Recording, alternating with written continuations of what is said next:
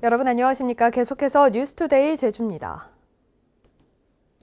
일본 정부가 후쿠시마 원전 오염수를 태평양에 방류하기로 결정하면서 제주 지역에서도 비상이 걸렸습니다.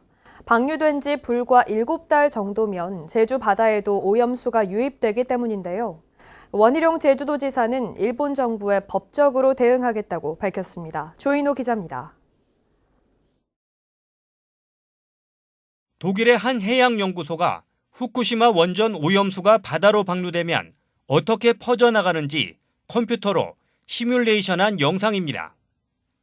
오염수는 편서풍과 해류를 따라 태평양 동쪽으로 빠르게 확산된 뒤 이 가운데 일부가 일본 열도 남쪽으로 돌아와 제주도를 향해 다가옵니다. 방출된 뒤 220일이면 제주도에 도착하고 동해와 서해까지 농도는 다소 옅어졌지만 우리나라 바다 전체로 퍼져나가는 것으로 예측됐습니다. 제주연구원은 오염수 방류 전에 제주도가 방사능 물질 감시와 선박 운항 통제, 수산물 채취와 유통 금지 등 단계별 대응 방안을 마련하고 해양환경 관측센터도 구축해야 한다고 밝혔습니다. 픽폭된 해양 생물을 구분하기가 어려울 뿐만 아니라 우리나라 국민들이나 제주도민들이 그 수산물에 대한 기피 현상이 발생하면서 수산업계에 상당한 영향을 미칠 것으로 지금 판단하고 있습니다. 원희룡 제주도지사는 일본 정부를 상대로 강력 대응하겠다고 밝혔습니다. 제주 주재 일본 총영사를 불러 항의하고 일본 대사와도 면담해 강력한 항의를 전달하는 것은 물론 남해안 5개 지자체와 함께 법적으로 대응하겠다는 것입니다. 오염수 저지 대책위를 구성하여 강력하고 효과적인 대응을 할 수 있도록 주도하겠습니다. 내일부터 당장 전문가들과 논의하여 이미 예고한 바 있는 국제법과 국내법상의 대응 방안을 마련하도록 하겠습니다. 제주도는 한일 양국 법정에 민형사 소송을 제기하고 국제재판소에 제소하기 위해 주민 원고인단을 모집하는 방안을 검토하고 있습니다. 한일해협연안시도지사 회의와 환태평양 도시협의체에도 공동 대응을 제안할 계획이어서 후쿠시마 원전 오염수를 둘러싼 논란은 제주에서도 커지게 됐습니다. MBC 뉴스 조인호입니다. 정부와 제주도의 신재생에너지 권장 정책에 따라서 제주에는 태양광과 풍력 발전 설비가 우후죽순 늘고 있는데요. 이 때문에 전력 수요보다 발전량이 많아서 풍력뿐만 아니라 태양광 발전까지 처음으로 중단되는 사태가 빚어졌습니다. 오승철 기자가 보도합니다. 제주에너지공사가 제주종합경기장 주변에 설치한 태양광 발전시설이 지난 11일 처음으로 가동 중단됐습니다. 이곳뿐만 아니라 중부발전과 남부발전, 제주도 등 공공기관이 운영하는 태양광 발전시설이 모두 멈췄습니다. 화력발전과 LNG 발전량을 줄이고 풍력발전까지 출력 제한 조치를 했지만 제주 지역 전력 수요보다 전력 생산량이 많을 것으로 예측됐기 때문입니다. 발전량이 전력 수요를 초과할 경우 발생하는 블랙아웃, 즉 광역 정전을 막기 위해 사전 조치를 취한 건데 태양광 발전 출력 제한은 이번이 처음입니다. 전력 사용량을 초과해서 발전을 하게 되면 광역 정전이 발생합니다. 그날 우리 전력 수요는 41만 7천 킬로와트인데 50만 킬로와트의 태양광 발전 설비가 운영되다 보니까 초과 발전이 예상이 돼서 태양광 발전 용량은 5년 전에 비해 5배, 풍력 발전 시설은 33% 늘면서 생긴 부작용입니다. 풍력 발전 출력 제한은 지난 2015년 3번에서 지난해 77번으로 급증했고 올해도 37번이나 됩니다. 이번엔 공공기관이 운영하는 태양광 시설만 가동이 중단됐지만 앞으로는 민간 태양광 시설로 출력 제한이 확대됩니다. 제주도는 이에 따라 남는 전력을 해저 케이블을 통해 육지로 재전송하고 화력 발전을 최소화하는 등 대책 마련에 나서고 있습니다. 산업부, 전력거래소하고 같이 에너지 협의회를 구성을 해서 대응을 하고 있고 지금 4월 16일 날 해저 연계선 역속뿐만이 아니고 개통 안정화용 에너지 저장 장치를 설치를 또 하고 하지만 현재 조성 중인 해상풍력발전단지와 태양광 시설 규모가 적지 않아 단기 대책뿐만 아니라 전력거래 자유화를 위한 분산에너지 특구 지정 등의 제도적 개선이 필요하다는 지적입니다. MBC 뉴스 오승철입니다. 제주를 찾는 관광객이 코로나19 이전 수준을 회복하면서 방역에는 비상이 걸렸는데요. 주요 관광지 곳곳이 인파로 북적이면서 방역수칙 준수 요구에 시비가 붙어 업주를 폭행하는 일까지 벌어지고 있습니다. 김항섭 기자의 보도입니다. 단체 손님 7명이 식당 입구에 서 있습니다. 식당 주인이 5명 이상은 받을 수 없다고 하자 손님 1명이 마스크를 벗고 삿대질을 하며 따지기 시작합니다. 밖으로 나가더니 다시 돌아와 주인의 멱살을 잡고 마구 흔들고 옆에 있던 의자를 들어 위협까지 합니다. 그러니까 최근에 관광객이 늘어나면서 이제 하루에 2-3건씩 주말 같은 경우는 이제 3-4건씩은 꼭 있어요. 이제 욕하시고 가시는 분도 많고 하니까 이제 단체나 이제 여러 명이서 오시면 좀 무서운 감이. 지난 주말과 휴일 제주 방문 관광객은 7만 2천여 명. 하루 평균 3만 6천 명꼴로 코로나19 이전 수준을 회복했습니다. 유명 해변의 카페는 평일에도 빈자리를 찾기 힘들 정도. 인근의 유명한 디저트 가게 앞은 수십여 명이 다닥다닥 붙어 줄을 서면서 거리 두기를 무색하게 하고 있습니다. 국내에서 이제 제주도로 많이 오다 보면 제주도 쪽에서도 확산세가 좀 우려되긴 하는데 이제 다들 이제 마스크 착용도 잘 해야죠. 상인들은 관광객이 늘어나며 모처럼 되찾은 활기를 반기면서도 최근 코로나19 4차 대유행 위기 속에 잇따르는 여행객 확진이 걱정입니다. 좀 우려되는 부분은 좀 있겠지만 상인들 입장에서는 생계가 중요하니까 좀 많이 오시면 좋겠죠. 아무래도 안전하게 수칙만 지켜주신다면. 제주도는 관광객들이 제주에 오기 전에 코로나19 검사를 받도록 홍보를 강화하고 방역수칙 위반 정도가 심각하거나 집합금지를 위반하는 경우 시정명령 없이 고발 조치하고 손해배상도 청구할 방침입니다. MBC 뉴스 김항섭입니다. 세월호 사고 당시 승객 20여 명을 구한 파란 바지 의인 화물차 기사 김동수 씨를 기억하실 겁니다. 수차례 극단적인 선택을 시도할 만큼 심각한 트라우마로 어려움을 겪고 있는데요. 세월호 참사 7주기 여전히 트라우마에 시달리는 생존자를 돕고 참사의 진실을 밝히고 기억하기 위한 움직임이 이어지고 있습니다. 이소현 기자입니다. 침몰하는 배에 끝까지 남아 승객 20여 명을 구한 뒤 가까스로 목숨을 건진 김동수 씨. 세월호 파란바지 의인으로 알려졌지만 김 씨의 시계는 7년 전 2014년 4월 16일 세월호 홀 안에 갇혀 있습니다. 그 홀의 상황이 어땠는지. 사람들이 나올 수 있는 공간이었는데 어느 순간에 물이 차서 나갈 수 있는 구멍이 다 막혀 있는. 더 많은 학생을 구하지 못했다는 생각에 김 씨가 지금까지 극단적인 선택을 시도한 것만 수차례. 승객들을 남겨둔 채 자신만 살아 돌아왔다는 죄책감에 약에 의존하지 않고서는 잠을 이루지 못하면서 약물에 정신을 잃어 응급실 신세를 지기도 부지기수입니다. 제주도는 4.3이 73년이라는 기간이 지나도 아직도 그분들은 갖고 있잖아요. 그러니까 우리는 아직도 그거를 잊으려 해도 잊어지는 것이 아니고 더 미안하지요. 돌아갈 때까지는 이 고통을 계속 이어가야 된다는 것이 너무 힘들고. 힘겨운 시간은 생존자 가족도 마찬가지. 그저 평범한 일상으로 돌아가는 것이 꿈이 됐습니다. 제 감정보다는 이제 남편 감정에 의해서 제가 그래서 영향을 받으면 또 딸도 또 저의 영향을 받는 것 같고 그런 게 조금 안타깝죠. 세월호의 목적지였던 제주에 남은 생존자는 20여 명. 생존자라는 이름으로 뭉뚱그려져 자세히 기록되지 못한 이들의 삶을 한 이주 작가가 3년 동안 추적해 책으로 펴냈습니다. 세월호 참사의 진실을 밝히고 기억하기 위한 책 펀딩에는 20일 만에 1,000명이 넘는 이들이 동참했고 작가 인쇄일부와 북펀딩 수익금은 제주 지역 세월호 생존자와 그들을 지지하는 모임에 기부될 예정입니다. 정부도 바뀌었지만 아직도 침몰 원인이 어떤 건지 몰라요.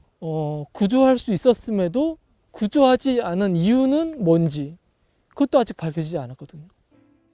탑승자만이 아닌 우리 모두가 함께 겪었고 또 겪어내고 있는 세월호 참사. 7년 전 그날의 일을 제대로 알고 기억해 주길 생존자들은 간절히 바라고 있습니다.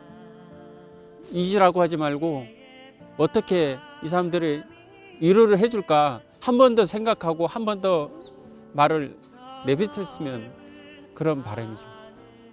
MBC 뉴스 이소연입니다.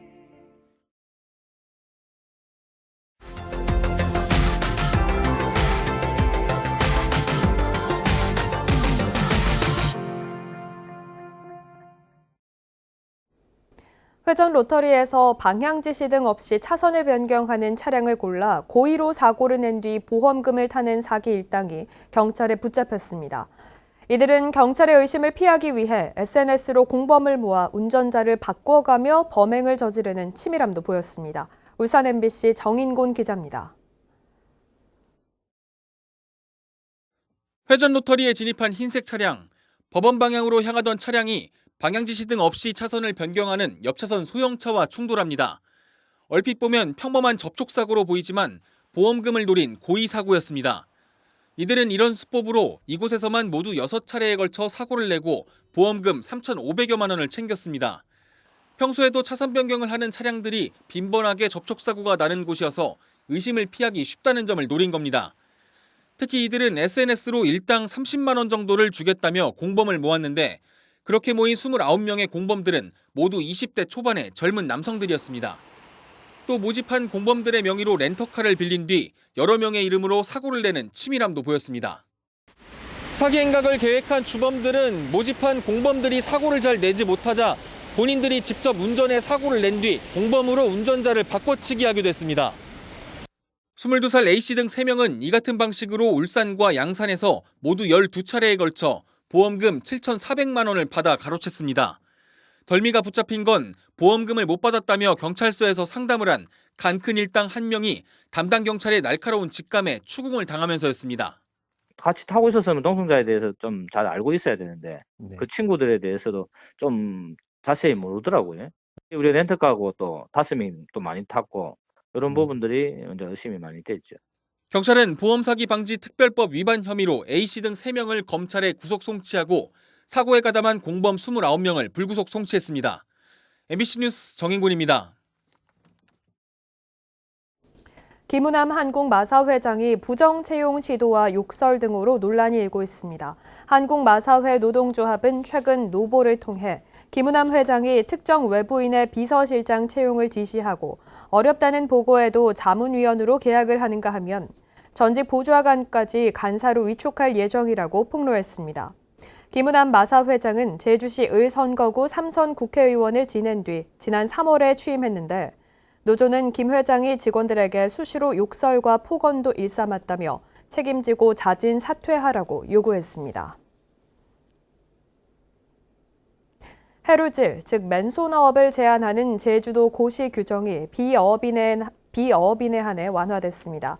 제주도는 맨손아업을 할 때 수경과 오리발 등의 장비를 사용할 수 없도록 한 규정을 잡은 수산물을 판매하지 않는 비어업인에 한해서는 허용하도록 관련 고시 규정을 수정했습니다. 제주도는 비어업인의 맨손아업은 레저 활동에 가까워 해양수산부와 협의해 규정을 완화했다고 밝혔는데 전문업자들이 기존에 취득한 어업인 면허를 반납한 뒤 맨손아업에 나설 경우 제재나 단속을 할 수 없어 논란이 따를 것으로 보입니다.